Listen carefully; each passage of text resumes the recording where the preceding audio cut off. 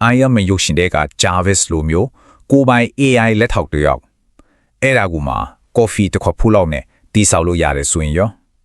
ာတိတ်ပန်စိတ်ကူးရင်ဇလန်းလိုထင်ရနိုင်ပေမဲ့ဒီနေ့မှာအဲ့ဒီစိတ်ကူးကိုလက်တွေ့ဖြစ်အောင်လုပ်ပြတော့မှာပါ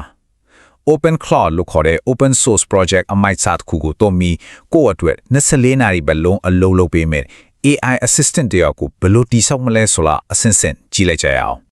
်ဟုတ်တယ်အတိအကျပြောရင်တစ်လကို$9လောက်ပဲဒီလောက်နဲ့လေကိုပိုင် AI assistant တယောက်အပိုင်ရတော့မှာစဉ်းစားကြည့်လေကိုတက်အလုပ်တွေကိုလုပ်ပေးမယ်ကိုပြောတာတွေကိုမှတ်ထားပေးမယ်အဲ့ဒါတွေအားလုံးကိုဒီလောက်ဈေးနဲ့ရမယ်ဆိုတော့ဟုတ်ပါမလားလို့တွေးမိမှာပဲကဲဒါကြောင့်ဒီမှာစကားတွေများကြီးပြောမနေတော့ဘူးတကယ်လက်တွေ့ဘယ်လိုလုပ်ရမလဲဆိုတာကိုတဆင်ချင်းစီအတူတူလုပ်ကြည့်လိုက်ကြရအောင်ကဲဒီနေ့ကျွန်တော်တို့လုပ်သွားမယ့်အပိုင်းတွေကတော့ရှင်းရှင်းလေးပဲအပိုင်း၄ပိုင်းရှိမယ်ပထမဆုံးဘာဒီလို့မလဲဆိုတာကိုယဉ်ပြစင်ကြမယ်ပြီးရင်တော့ဒီကပိုင်းဖြစ်တဲ့တိဆောက်တဲ့အပိုင်းပေါ့ပြီးရတဲ့သူ့ရဲ့အစွမ်းတွေကိုဘယ်လိုထုတ်သုံးမလဲဆိုတာကိုဆက်ကြည့်မယ်နောက်ဆုံးမှာတော့ဒါတွေအားလုံးကိုလုံးလုံးချုံချုံသုံးနိုင်ဖို့အတွက်တိထားရမယ်အရေးကြီးတဲ့ချက်လေးနဲ့အဆုံးသတ်မှာပါဟုတ်ပြီပထမဆုံးအပိုင်းကိုစလိုက်ကြရအောင်ဒီ AI assistant ကိုမစောက်ခင်မှာအဓိကလိုအပ်တဲ့ပစ္စည်း၃မျိုးကိုအရင်ဆုံးအစင်သင့်ဖြစ်အောင်ပြင်ထားရပါမယ်ပထမဆုံးကတော့သူ့အတွက်24/7 online ဖြစ်နေမဲ့အိမ်တစ်လုံးလိုပါပဲဒါကို VPS server လို့ခေါ်တယ်Hasnalo provider တွေစီကနေ$9လောက်နဲ့ငားလို့ရတယ်။ဒုတိယတစ်ခုကတော့သူ့ရဲ့ဦးနောက်ပေါ့။ဒါတော့ Google Gemini API ပဲ။ဒါကအခမဲ့ရတယ်။ကျွန်တော်တို့က Gemini Flash ဆိုတဲ့ model ကိုသုံးမှဆိုတော့အပေါ်ကုန်ကျစရာမရှိပဲခင်မီဆုံးဦးနောက်တစ်ခုကိုတက်ပေးလိုက်တာနဲ့အတူတူပဲ။နောက်ဆုံးတစ်ခုကတော့သူ့နဲ့စကားပြောဖို့လမ်းကြားတစ်ခုလိုလာပေါ့။ဒါကတော့ Telegram account ပါပဲ။ဒါလည်းအလကားပဲ။ကဲလိုအပ်တာတွေအားလုံးစုံပြီဆိုတော့အားလုံးကိုပေါင်းပြီးတက်ဆင်ရမယ့်အချိန်ရောက်ပါပြီ။အခုနဲ့ technical ဆန်းတဲ့ပိုင်းတွေပါလာတော့မယ်ဒါပေမဲ့စိတ်မပူနဲ့နော်ထင်ထားရတဲ့အများကြီးပိုလွယ်ပါတယ်တစင်ချင်းစီကိုကျွန်တော်တေချာရှင်းပြသွားမယ်ဒီဆောက်တဲ့လုပ်ငန်းစဉ်တစ်ခုလုံးမှာအဓိကအဆင့်၄ဆင့်ပဲရှိတယ်အဆင့်1စာပါကိုပြင်ဆင်မယ်ဆိုလိုတာကကျွန်တော်တို့ငှားထားတဲ့ virtual computer အသစ်လေးပေါ်မှာ Ubuntu ဆိုတဲ့ OS နဲ့ Node.js ဆိုတဲ့ software လေးကိုတွင်းလိုက်တာပါပဲ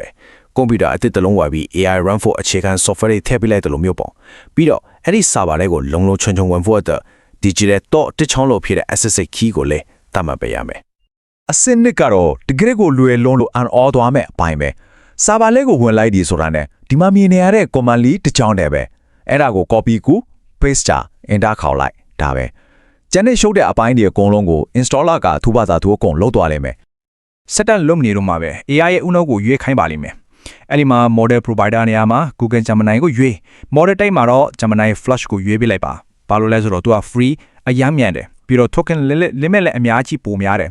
token limit များတယ်ဆိုတာကစကားတွေအများကြီးပြောတာတို့ရှော့ရှော့ထွေးထွေးတွေခိုင်းရလို့လုတ်တဲ့အခါမှာသူကမမေ့သွားပဲကောင်းကောင်းနားနိုင်တယ်မှတ်မိနိုင်တယ်မှာပဲကဲနောက်ဆုံးမစင်ကတော့ Telegram နဲ့ချိတ်ဆက် over ပဲ Telegram app ထဲမှာ bot father ဆိုတာကိုရှာပြီး bot အသစ်တစ်ခုစောက်လိုက်ပါအဲ့ဒီခါ bot father က API token ဆိုတာတစ်ခုပေးလိမ့်မယ်အဲ့ဒါကို copy ကူးပြီး OpenSilo setup ထဲမှာ paste လုပ်လိုက်ရုံပဲဒါဆိုရင်ချိတ်ဆက်မှုပြီးပြီကျွန်တော်ရဲ့ AI မှာအခုစကားပြောကလမ်းကြောင်းတစ်ခုရသွားပြီဒီမှာပဲတိဆောက်တဲ့အပိုင်းပြီးဆုံးတော့ပါပြီဟုတ်ပြီတိဆောက်တဲ့အပိုင်းတော့ပြီးသွားပြီအခုဆို AI ကအသင်ထက်နေပြီကဲအခုသူ့ကိုနှိုးပြီးတော့သူတကယ်ဘာတွေလုပ်နိုင်လဲဆိုတာကိုကြည့်ရမယ့်အချိန်ပဲဒီအပိုင်းကထာမန် chatbot တကောင်ရဲ့အဆင့်ကိုကျော်လွန်ပြီးတကယ် personal assistant တယောက်ရဲ့အစွမ်းစားတွေကိုထုတ်သုံးကြည့်မယ့်အပိုင်းမှာပထမဆုံးလုပ်ရမှာကဒီ AI ကိုမှတ်ငင်တဲ့ရည်ရွယ်ချက်တခုပေးလိုက်ဖို့ပဲဒါကို source configuration လို့ခေါ်တယ်ဒီမှာပြချတဲ့ prompt မျိုးရိုးလေးကိုပို့လိုက်တာနဲ့ကိုကဘာတူလဲသူ့ရဲ့အလုပ်ကဘာလဲဆိုတာကိုသူ့ကိုပြောပြလိုက်တာပဲဒီချိန်ကစပြီးသူကကိုယ့်ကိုမှတ်မိသွားပြီနောက်ပိုင်းစကားပြောတိုင်းမှာသူကကိုယ့်ရဲ့ကိုယ်ပိုင်လက်ထောက်ကျဲအောင်အနည်းနဲ့ပြန်တုံးပြန်တော့မှာဒါဟာတာမန် chatbot နဲ့တကယ်ကိုကွာသွားစေတဲ့အဓိကချက်ပဲသူဟာကိုယ့်ရဲ့လက်ထောက်ချီသွားပြီဒီ feature တော့တကယ်ကိုအသုံးဝင်တယ်ဥပမာနောက်တစ်မိနစ်နဲ့ညင်ဗီဒီယိုလုပ်ဖို့သတိပေးပါဆိုတာမျိုးအချိန်အတိအကျနဲ့သတိပေးခိုင်းလို့ရတယ်အန်ဟိုးစရာကောင်းတာက AI က server ပေါ်မှာ cron job ဆိုတဲ့အချိန်စရာနဲ့အလုပ်လုပ်တဲ့ task တစ်ခုကိုသူ့ဘာသာသူဖန်တီးပေးလိုက်တာပ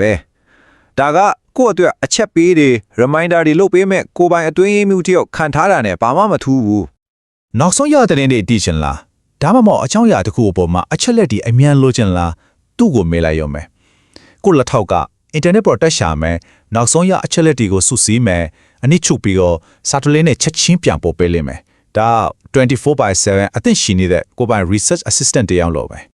ဒီ feature ကတော့ server ကိုကိုယ်တိုင် manage လုပ်တဲ့သူတွေအတွက်ဆိုရင်တကယ်ကိုရွှေပဲရှုပ်ထွေး command တွေရိုက်ဖို့ server တွေကိုဝင်နေစရာမလိုတော့ဘူး server ရဲ့ကျမ်းမာရေးအခြေအနေကိုတာမန်စကားပြောသလိုပဲမေးလို့ရတယ်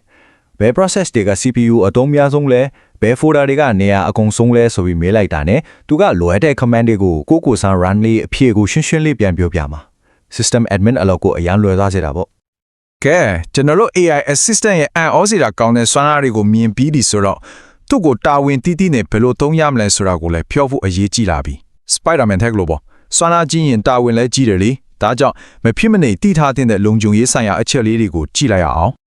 အတိကအချက်၃ချက်ကိုပဲတေချာမှတ်ထားပေးပါထမဆုံးကိုယ့်ရဲ့ bank account password တွေလိုမျိုးအရန် sensitive ဖြစ်တဲ့ data တွေကို AI ကိုဘယ်တော့မှမပေးပါနဲ့ဒုတိယအနေနဲ့သူ့ server တစ်ခုလုံးကိုထိန်းချုပ်နိုင်တဲ့ master key လို့ဖြစ်တဲ့ root access ပေးမယ်ဆိုရင်အရန်တတိထားပါဘာလို့လဲဆိုတော့မတမာတူတယောက်ကတာမန်မိခိုးတစ်ခုလိုဟန်ဆောင်ထားတဲ့ prompt injection ဆိုတဲ့လျှို့ဝှက်ကမှနဲ့ AI ကိုလက်စားပြီး server တစ်ခုလုံးကိုထိန်းချုပ်သွားနိုင်တဲ့အန်ဒီရရှိလို့ပဲနောက်ဆုံးပြဿနာဖြေရှင်းနည်းအနေနဲ့bot ကတခါလေစကားပြန်မပြောတော့ဘူးဆိုရင် server ပေါ်က gateway ဆိုတဲ့ service လေးကို restart လုပ်လိုက်ရုံနဲ့အများစုကအဆင်ပြေတော့ပါလိမ့်မယ် ကဲအားလုံးပဲဒါဆိုရင်တော့ကိုပိုင် AI assistant တယောက်ကိုဘယ်လိုတိစောက်ရမလဲဆိုတာကိုအစားဆုံးသိသွားကြပြီပေါ့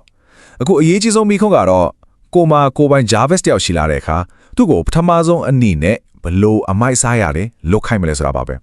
ဖြစ်နိုင်ခြေတွေကတော့တကယ်ကိုအစိုးမရှိပါဘူးဒါကြောင့်ကိုယ့်ရဲ့စိတ်ကူးတွေကိုအကောင့်အထည်ဖော်ပြီးစက်တင်စမ်းတက်ကြည့်လိုက်ကြပါတော့